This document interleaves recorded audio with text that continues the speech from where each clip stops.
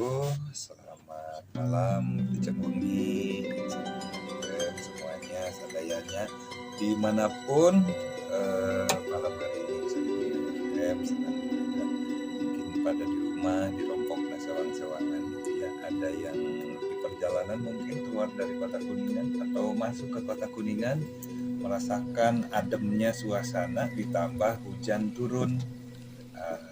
Jadi cenderung dingin dan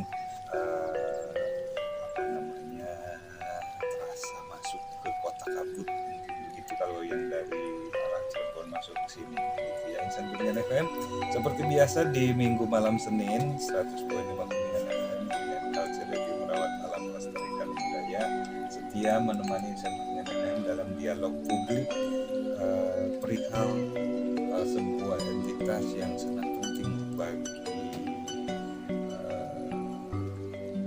kenegaraan kita. Apa itu adalah desa. Desa adalah kekuatan gitu.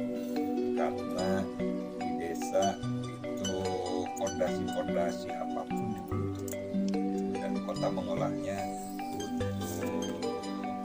untuk menjadi merata gitu ya. Dan seperti biasa juga kita kerjasama dengan DPD PAB PDSI PABSI Kabupaten Kuningan. Kalau minggu kemarin kita berbincang sama Ketua PABSI Kang Yayat, minggu sebelumnya dengan Wakil Ketua Kang Murad. Sekarang kita ada narasumber tetap seperti biasa, Wadidin si rambut naga gitu ya. Dan kita seperti biasa karena ini desa memang inginnya Sunda, cuman karena kita juga kan tidak semuanya bisa berbahasa Sunda gitu, jadi campur lah gitu ya. Sebuah lagu pembuka Waduk Dharma sudah dikumandangkan. Itu lagu-lagu kita nih, lagu-lagu perihal Kuningan nih, coba diputar. Ada Balong Cikukur, Curug Si Domba, Udah Kuningan, kota wisata dan taman kota dan sebagainya. Kita langsung saja sapa narasumber kita. Ada pertama Wadidin seperti biasa narasumber tetap, dan bersama beliau hadir Kang Riki. Beliau adalah Wakil Ketua 2 DPD PABPDSI Kabupaten Kuningan dan sekaligus juga guru di SMP 1. Nantilah biar ini kita sapa aja. Assalamualaikum. Waalaikumsalam. Kang Riki, Wadidin. Ini jas ini ya, jas kebanggaan PABPDSI Merah Marun, menunjukkan keberanian dan benar. Keberanian dalam benar. Kang Riki, mungkin sebelum kita ngobrol seperti biasa perihal persoalan atau harapan-harapan di desa, mungkin bisa berkenalan terlebih dahulu dengan Insan Kurnian FM. Ya, terima kasih atas waktunya. Ini silaturahmi yang luar biasa. Saya ucapkan terima kasih atas waktunya. Yang adalah selama PDPABSI Kabupaten mengapresiasi setinggi-tingginya kita bisa dihadirkan di program berbahagia ini. Tentunya untuk bersilaturahmi sharing, menyampaikan informasi terkait dengan apa yang disampaikan desa ya, Tentang desa. karena kita sebagai lembaga BPD jelas memiliki esensi yang sangat kuat keberadaan di desa. Dalam rangka sinergitas serta bahu-membahu membangun desa dengan pemerintah desa seperti itu. Ya. Dan Kang Riki menempati Wakil Ketua 2. Itu mensubordinasi ini khusus apa kelembagaan atau Ya, kita kelembagaannya bironya adalah terutama untuk kajian masalah peraturan di desa. oh ya, Kemudian untuk kerjasama antar lembaga itu ada di bawah Wakil Ketua 2. oh Wakil Ketua 2. Kalau bironya Wadidin hukum di ke atasnya ke mana tuh?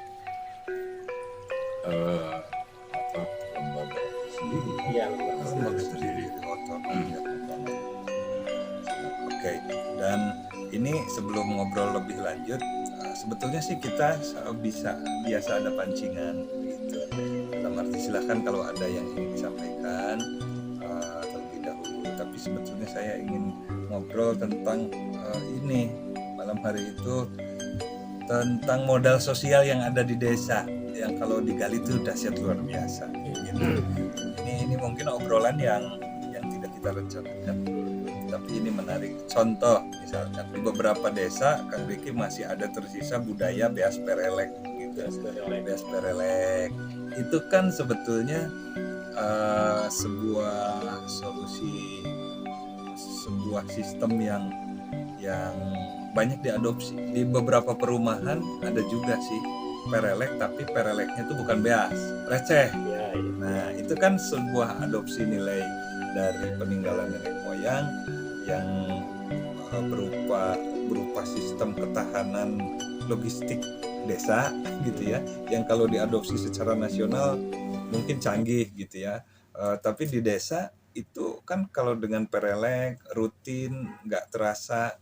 Tapi kalau ada yang mau ke puskesmas lagi nggak ada ongkos dan sebagainya, ada anak lagi mau ujian tidak boleh ujian karena belum SPP, itu bisa menanggulangi gitu. Nah di PABPDS ini aspek ini ada bidangnya nggak sih, aspek begini Kang Riki? Ya, kalau tadi apa yang disampaikan dengan apa tuh perelek, saya kira ini merupakan kearifan lokal gitu ya, kearifan lokal yang harus kita pertahankan Ya. karena luar biasa. Karena yang namanya membantu itu kan, ini filosofisnya mungkin ya penjelasannya bukan, yang namanya membantu itu tidak mesti harus seketika besar. Yang penting adalah bagaimana niat kita kemudian memberi, dan keistiqomahan memberinya itu yang memang harus kita pelajari dengan baik. Maka perelek itu adalah bagaimana mengajarkan keistiqomahan memberi, karena memang kita tidak menafikan ketika orang minta dengan jumlah besar mungkin kan tidak ada gitu kan. Karena perelek atau 1 rupiah gitu kan, saya kira itu sangat memungkinkan seperti itu. Barangkali itu perlu dibudayakan kembali, karena itu apalagi kepada anak-anak didik kita lah, sebagai mental bagaimana kita menolong orang itu tidak harus besar gitu Pak, perlu kebersamaan. Yang penting adalah istiqomahnya itu tanpa terasa dengan perelek kan, karena jamaah. Kalau bahasa agama itu berjamaah, walaupun jumlahnya personal sedikit, tapi kalau jamaah kan jadi besar, kumpulkan jadi luar biasa itu betul-betul dilembagakan. Ya kalau kita sebagai lembaga di desa jelas punya kepentingan, karena BPD sebagai induk lembaga yang memang memiliki fungsi pemerintahan gitu kan, yang bisa menghidupkan LKD lembaga kemasyarakatan desa di desa, di keagamaan, kepemudaan, di gender seperti itu. Semuanya seperti itu kan. Itu kan esensinya. Ya. Jadi sebetulnya warisan nenek moyang itu tidak mesti dimaklak di copy paste. Yang penting esensinya model kontinuitas tadi itu satu, semangat, kemudian juga memang digunakannya untuk kebersamaan. Ada aspek lagi transparansi itu dalam perelek itu. Transparansi dipegang, kemudian ada laporan biasa kalau ada acara hajatan dan sebagainya, biasanya itu dilaporkan transparansi. Nah nilai-nilai ini ternyata diadopsi. Kalau sekarang mungkin kalau di desa kan pakai ini ya Pak anggaran tuh baligo dan sebagainya dan seterusnya. Ini sebagai peletik awal obrolan saja, bahwa desa itu selain bahwa sekarang semangat pada membara karena adanya dana desa, sebetulnya sih yang sudah harta karun terpendam juga banyak di desa gitu ya. Insan Kuningan FM boleh nimbrung ya seperti biasa, boleh ngobrol santai dengan Wadidin, dengan Kang Riki.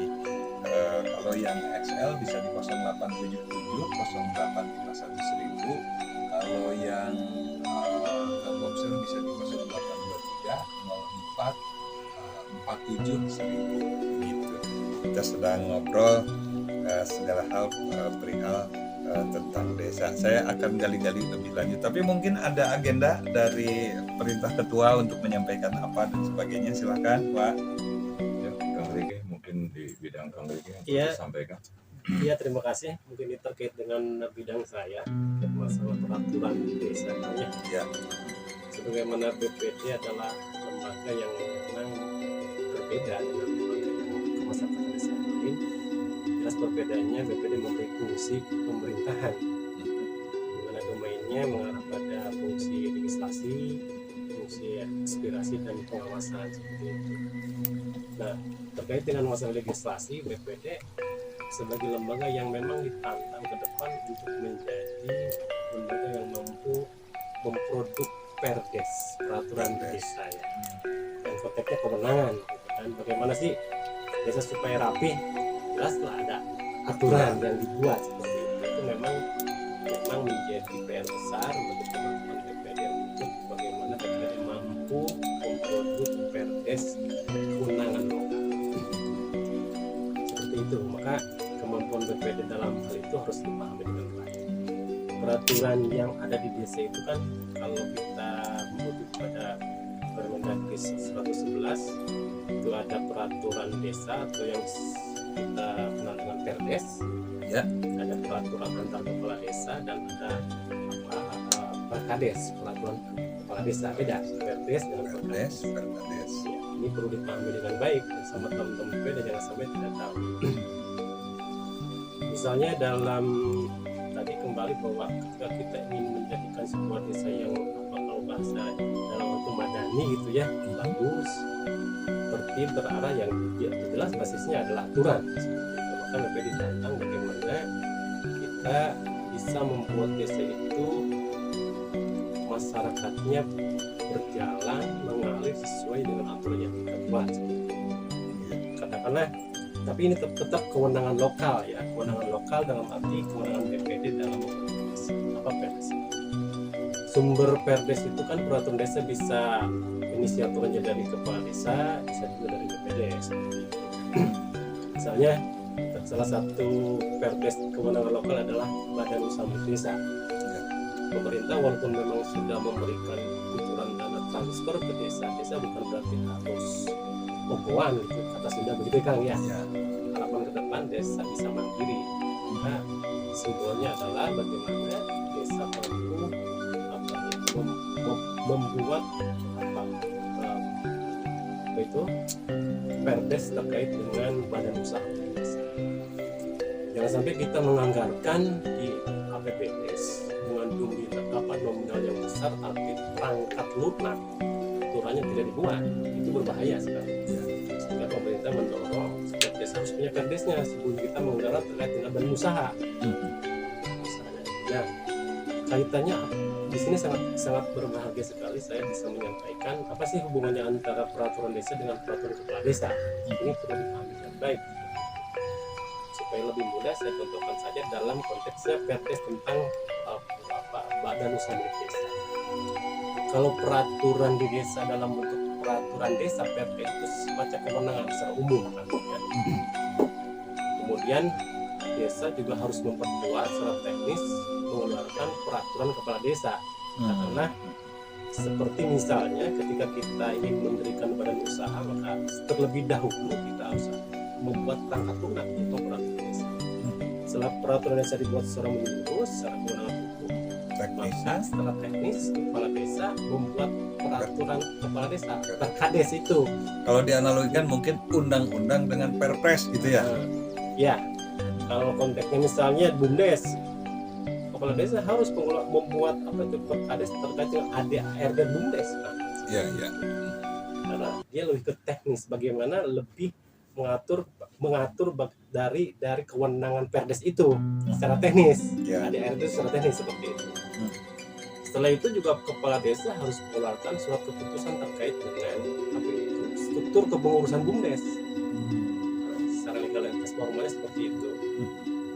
Pertama adalah perdes secara kewenangan hukum terkait dengan badan usaha. Secara teknis pelaksanaannya yang menjabarkan perdes tersebut dalam bentuk perkades, peraturan kepala desa, misalnya ADART BUMDes. kepala desa juga harus mengeluarkan surat keputusannya berupa kepengurusan BUMDes itu. Itulah yang disebut dengan perangkat lunak. Sehingga dana yang dikucurkan melalui BPDS itu, kita berharap dengan adanya perangkat lunak organisasi itu kita bisa, insya Allah bisa lebih aman seperti itu. Jangan sampai kita menganggarkan sementara peraturan tidak dibuat, ini bahaya. Seperti itu barangkali. Maka tata kelolanya nggak ada teman-teman, pedoman ya. BPD sebagai lembaga yang memiliki fungsi legislasi ya diharapkan mampu memproduk perdes itu. Konteksnya kewenangan lokal. Kewenangan lokal. Seperti ini Teh Ani nih sepertinya bertanya, mengusulkan supaya BPDSI melakukan semacam workshop tentang hal ini supaya nanti sekabupaten Kuningan perdesnya tidak beda-beda. Misalkan kaitannya dengan PDAU, dijaga kemungkinan untuk tidak berbeda. Yang satu boleh bersinergi dengan PDAU dan yang satu tidak bersinergi dengan PDAU. Itu Teh Ani ya. Ini ada dua tapi sama nih sepertinya pertanyaannya. Diralat mungkin ya, gitulah kurang lebih. Terima kasih. Ya mungkin kalau ada perdes berarti itu lingkupnya kan desa. Ya. Supaya sinergi dalam, mungkin yang saya tangkap supaya sinergi dalam lingkup kabupaten, berarti sebelum pembuatan ini semuanya ada semacam orientasi lah, jadi enggak beda-beda amat begitu ya kan? Ya, kita nanti di program IPTEK ya, peningkatan kapasitas yang berbasis dari IPTEK, kita akan menyelenggarakan serentak kabupaten, tapi secara parsial teknisnya oleh PK masing-masing. Kita sudah membuat proyek kegiatan, topiknya adalah tadi perdes kewenangan. Didorong bagaimana nanti secara teori BPD paham, langsung simulasi bagaimana sih BPD memimpin sidang untuk langsung bisa memproduk perdes itu.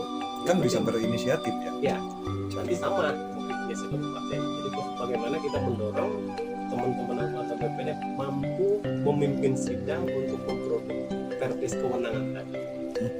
Itu baru kewenangan misalnya dalam topik tadi BUMDes. Belum banyak masalah yang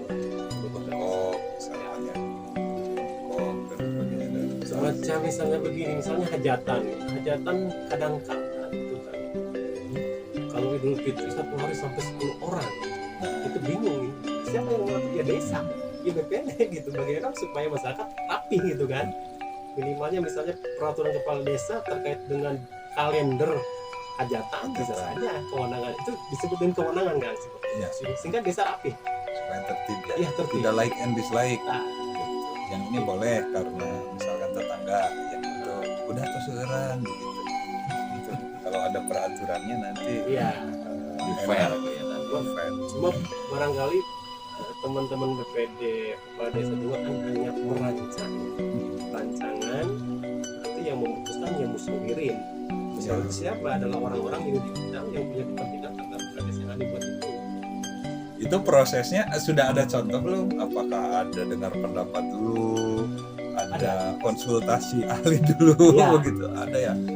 Biasanya kan sumber inisiator pembuat perdes itu dari kepala desa atau dari BPD. Jika topiknya sama, ya depan ya BPD terlebih dahulu. Berawal dari perencanaan, kemudian pembahasan, penetapan sampai pengundangan, kemudian penyebarluasan ke masyarakat, ada prosesnya. Bagaimana diatur di Permendagri 11. Sudah ada ya? Ya itu nanti kalau sudah ini kayaknya makin tertib pengelolaan, kemudian aspek-aspek sosial kemasyarakatan termasuk hajatan tadi itu. Kemudian banyak lagi begitu. Dan Kuningan FM silakan kalau mau berpartisipasi, tapi kita ke jeda komersial break terlebih dahulu. Setelah itu kita kembali bersama Kang Riki, Wakil Ketua 2 PAB PDSI, juga langsung kita tetap Wadidin. Cuman ada beberapa jeda komersial yang harus disampaikan. Tapi sebelum itu sepertinya lagu ini juga menarik nih, lagu Taman Kota. menerima dulu Taman Peta, kemudian kita ke Jeddah.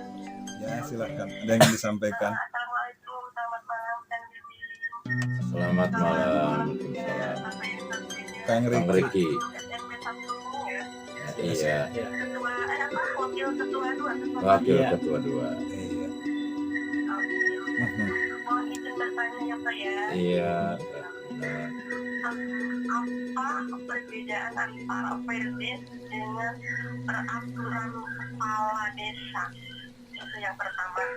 Lalu yang kedua, apakah setiap kepala desa itu punya hak prerogatif untuk membuat sebuah aturan, mengesampingkan aturan perdes tersebut ya untuk demi kemajuan desa itu sendiri.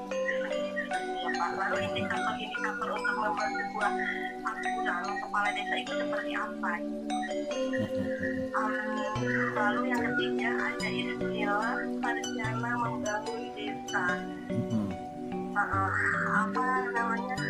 Misalnya contohnya misal ada seorang kepala desa yang membuat aturan ini kayaknya misalnya untuk aparatur desa harus misalnya untuk apa namanya minimal lulusan SMA misalkan seperti itu ya. Apa namanya kadang apa ya untuk sarjana ini untuk diajak bekerja sama membangun desa untuk misalkan dijadikan aparat desa itu kok kayaknya kayak kurang gimana ya, bagaimana cara pendekatannya ya ada kejadian seperti di Baru misalnya di desa itu ada rombongan misalnya sahur ekbang atau apa gitu ya. Ini misalnya ada sosok apa namanya sarjana dipercaya sama masyarakat itu udah kamu jadi sahur ekbang aja mau ada hubungan di desa, tapi kok kayaknya kurang bergerak gitu. Padahal misalnya mungkin dilihat dari SDM-nya apalagi sekarang kan serba berteknologi ya, apa namanya serba teknologi serba komputer mungkin lebih ke arah dan sama gitu ya. Untuk posisi desa pun mungkin harus apa ya yang untuk komputer apa segala macam, tapi kok kayaknya kurang apa sih yang membuat biasanya tertariknya lebih ke misalnya yang dadakan, misalkan ada pemilihan yang mau data-data ya bang, itu mereka misalnya tenaga harian apa dari sini tenaga harian apa yang data lumayan baru kayaknya terjual gitu. Ada supaya sarjana muda ini tergerak untuk membangun desa menjadi aparatur negara. Sekarang kan dana desa itu lumayan ya, apakah mereka melihat apa jadinya pengen UMR gitu atau gimana gitu cara pendekatannya gitu supaya sarjana muda ini tertarik untuk membangun desa-desanya itu. Udah teh? Ya, sama. Pertanyaannya Perbedaan perdes. nilai ya. Perbedaan perdes dengan Perkepdes. perkades ya. Perkades. Jadi perlu dipahami bahwa dari jenis peraturan yang ada di desa, saya sudah sampaikan bahwa ada peraturan desa atau ada peraturan perdes, yang kedua ada peraturan antar kepala desa, dan ketiga adalah perkades, peraturan kepala desa. Nah, kita sebagai lembaga kita harus paham apa itu peraturan desa, apa itu peraturan antar kepala desa dan peraturan kepala desa perkades. Secara teori ini ada di lampiran Kemendagri 111 peraturan desa atau perdes itu memuat tentang kewenangan secara umum. Nanti secara teknis kepala desa harus membuat peraturan kepala desa. Tidak selamanya peraturan kepala desa harus bersumber pada perdes. Artinya begini, bahwa tidak selamanya peraturan kepala desa itu harus merujuk pada perdes, bisa saja langsung perkades, peraturan kepala desa, selama objeknya tidak diasumsikan menggunakan uang dari pemerintah atau diasumsikan bisa mendatangkan uang lagi gitu seperti itu. Kalau objeknya seperti itu jelas peraturan kepala desa harus berbasis kepada peraturan desa perdes.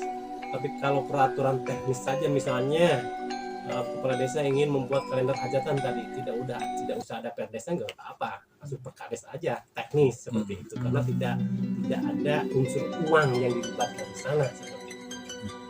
Terus terang saja ketika kita juga lembaga agak sedikit bingung membuat apa itu perdes kaitan dengan perkades, maka ini perlu terus pembelajaran, dan memang pemerintah sudah memberikan referensi yang harus kita pahami bersama.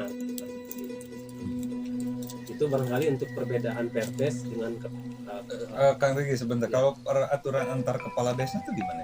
itu kalau misalnya melibatkan antara 1 dan 2 desa, katakanlah pengaturan sampah misalnya, Iya, sampah. dibuat oleh 1-2 desa atau lebih lah seperti itu barangkali jenis dari peraturan di desa. Secara Menjaga sifatnya kebersihan sungai Iya. misalnya. peraturan desa itu sifatnya ada yang bersifat apa itu pengaturan itu tadi kewenangan ya terkait dengan peraturan desa itu sendiri. Ada yang bersifat penetapan tujuan. Penetapan itu lebih kepada perkades. Kepala desa menetapkan misalnya struktur kepengurusan Karang Taruna, gitu kan. Kepala desa mengeluarkan SK misalnya struktur kepengurusan BUMDes, DKM dan LKD yang lainnya. Jadi lembaga kemasyarakatan desa misalnya harus diputuskan oleh surat keputusan kepala desa sehingga legalitas formalnya jelas. Itu terkait dengan surat keputusan. Ya. Kalau perkades sama tadi tentang teknis pelaksanaan dari perdes itu sendiri. Perdesnya tadi saya contohkan supaya mudah, misalnya Badan Usaha Milik Desa secara umum kewenangannya merujuk pada peraturan perundang-undangan yang ada di atasnya. Kemudian secara teknis kepala desa harus mengeluarkan perkades tentang misalnya ADART-nya seperti itu secara jelas. Begitu barangkali itu. Itu yang ke satu, yang kedua. Yang kedua, Pak Didin apa itu pertanyaannya? Atau yang ketiga dulu, Sarjana membangun desa. Yang dimaksud sarjana membangun desa. Terus lagi ada kenapa banyak sarjana di desa kurang tertarik. Jadi perangkat desa. Saya kira kita kan kuliah itu kan salah satu apa misi yang dibawanya ada Tridharma Perguruan Tinggi ya, salah satunya pengabdian kepada masyarakat. Ketika kita menjadi sarjana, jelas sarjana itu adalah orang yang berkapasitas secara keilmuan, dan harapannya ya kembali lagi kepada sejauh mana sumbangsi dia untuk pembangunan, tidak untuk dirinya sebenarnya kalau kita harapkan seperti itu. Cuma bagaimana ketika sarjana di desa, apakah eksistensinya itu identik dengan harus jadi aparat desa? Tidak, yang penting karyanya saja seperti itu, tidak harus jadi kepala desa, tidak harus jadi aparat kan, tidak mesti. Yang penting kiprah pemikirannya bisa ikut serta memberikan sumbangsi dan kontribusi kepada desa seperti itu. Toh di desa pun dalam prakteknya ketika kita akan membutuhkan sesuatu ada forum yang sangat luar biasa disebut dengan musyawarah desa.